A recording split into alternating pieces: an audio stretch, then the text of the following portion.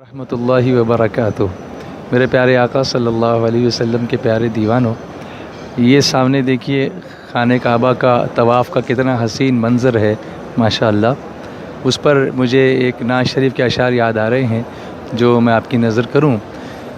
حیرت سے خود کو کبھی دیکھتا ہوں، حیرت سے خود کو کبھی دیکھتا ہوں، اور دیکھتا ہوں کبھی میں حرم کو لایا کہاں مجھ کو میرا مقدر، لایا کہاں مجھ کو میرا مقدر۔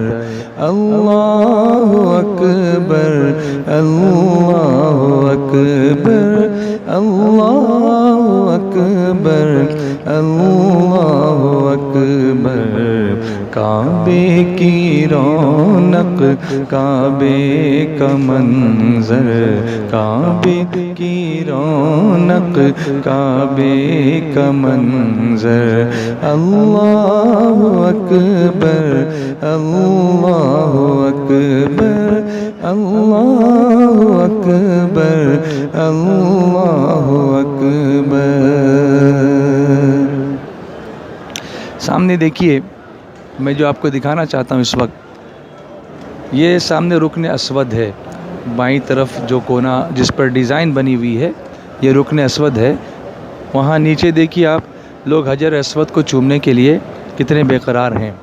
حجر اسود جنت کی یاقوتوں میں سے ایک یاقوت ہے، اور یہ چومنے والوں کے لیے اللہ کی بارگاہ میں قیامت کے دن گواہی دے گا، مومن کے ایمان کی گواہی دے گا، اور جس کے دل میں نفاق ہوگا اس کے نفاق کی، کفر ہوگا اس کے کفر کی۔ اللہ کرے کہ اللہ تبارک و تعالی حجر اسود کی گواہی ہمارے ایمان کے لیے قبول فرمائے اور یہ ہماری بخشش کا ذریعہ بن جائے۔ حجر اسود اور آپ دیکھیں گے باب کعبہ، کعبے کا دروازہ، اس کے بیچ کی جگہ اس کو کہتے ہیں ملتزم، یعنی لپٹنے کی جگہ۔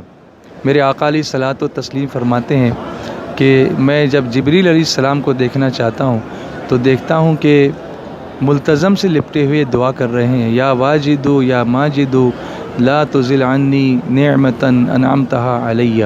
ایک ماں کے دامن سے جیسے بچہ لپٹتا ہے، ایسے حاجی یہاں آ کر یا عمرہ کرنے والا یہاں آ کر ملتزم سے لپٹتا ہے۔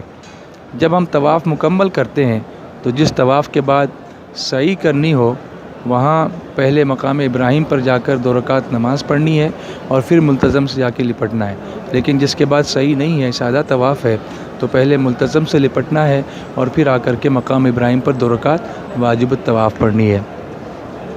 اب یہ سامنے دیکھیے مقام ابراہیم، اللہ اللہ، جس کے بارے میں قرآن کریم میں اللہ تبارک و تعالی نے آیت نازل فرمائی، وَاتَّخِذُوا مِن مَّقَامِ إِبْرَاهِيمَ مُصَلًّى۔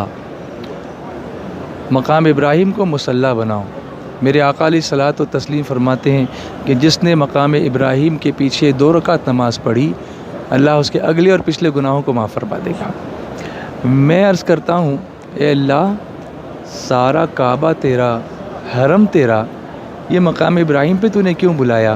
تو رحمت جواب دے گی کہ میرے بندے، وہاں میرے خلیل کے قدموں کے نشان موجود ہیں۔ اللہ اکبر، خلیل کے قدموں کے نشان، یہ نشان محفوظ کیوں رکھے گئے؟ اس لیے کہ حضرت خلیل اللہ کے قدموں کے نشان ہیں۔ جب کعبے کی دیواریں تعمیر ہو رہی تھیں، قرآن نے اس کو بیان کیا۔ اللہ تعالیٰ قرآن پاک میں ارشاد فرماتا ہے، وَإِذْ يَرْفَعُ إِبْرَاهِيمُ الْقَوَاعِدَ مِنَ الْبَيْتِ وَإِسْمَاعِيلُ رَبَّنَا تَقَبَّلْ مِنَّا إِنَّكَ أَنْتَ السَّمِيعُ الْعَلِيمُ۔ دونوں دیواریں اٹھاتے تھے، ابراہیم علیہ السلام اور اسماعیل علیہ السلام۔ اللہ نے جنت سے پتھر بھیجا، اس پر ابراہیم علیہ السلام کھڑے ہوتے تھے، اور جیسے جیسے دیواریں اونچی ہوتی تھیں تو سیدنا ابراہیم علیہ السلام کے لیے پتھر اوپر اٹھتا جاتا تھا۔